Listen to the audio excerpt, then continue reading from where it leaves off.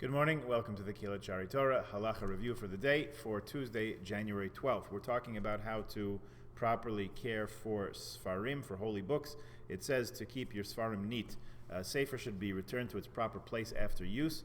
Someone who sees an improperly placed Sefer is obligated to put it back in its proper place, even if this will bring about Bittul Torah. This will take away a few moments from your Torah learning. Let's say you're right in the middle of learning and you notice in the base medrash and the place where you learn that there are some Sfarim put away incorrectly or upside down or something out of order, so you put them in the right place. That'll take a little bit away from your Torah, but still worth the effort.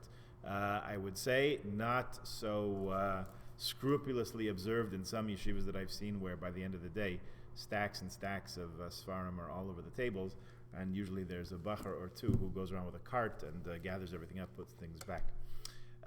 So, ripped pages on Shabbos. If the page of a sefer is torn so badly one's not able to use from it, the sefer then becomes muktzah. It doesn't have a use on Shabbos if you can't learn from it. So if it's so damaged that you can't learn from it, it becomes muktzah, not to be handled on Shabbos. Nevertheless, if it falls on the floor, we pick it up from the floor and kiss it, as we said, with other Sfarim.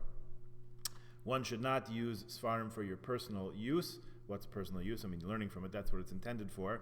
But they're talking about things like striking a match on the side of a sefer.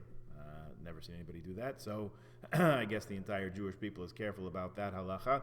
One should not use a sefer as a hard surface to write on. So you want to write down somebody's phone number or an address or some important note. So you take a sefer and you put paper on the back and then use that as your hard surface to write on. So that's making a personal benefit out of the sefer, and that is not as respectful as it could be. Many people are under the mistaken impression that you're allowed to sleep on a sefer. So you're sitting learning at your place in the base medrash, and you fall asleep. You put your head down on the sefer, and you pass out. So that's not so nice. It says if someone fell asleep and you can slide the sefer from underneath him without waking him up, you should do that. If they'll awaken, then you just leave them alone. The custom to place a sefer under a person's pillow as a segula. Not exactly sure what for or which sefer you should put. That says they're allowed. You shouldn't use a sefer or a page of Torah as a bookmark.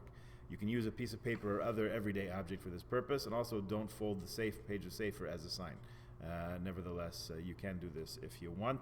Rabbi Belsky says you're allowed to do it. Protecting yourself with a sefer. Don't use a sefer to shield yourself from the sun. If you're outside learning, don't hold it up to block the sun's rays so that it's your shield. If the glare is disrupting your learning, you can't focus on it. Some allow the sefer to be used to block the sun. If you want to avoid seeing things you shouldn't see when using public transport, you can use a sefer to cover your eyes. So the advertisements sometimes that are out there, if you want to block your field of vision with the sefer that you're learning, so go ahead and do that. I did hear a story about a very prominent rabbi who, in order to be able to make the brachas under the chuppah properly, when, let's just say, not everyone under the chuppah was dressed as modestly as they might have been, actually held the sefer between himself and other people to be able to make the brachas without any inappropriate distractions, let's say. Okay, we'll leave it there for today. Something to think about. Please join us again tomorrow. We have more interesting insights into proper care and respect for Sfarim. Bye-bye.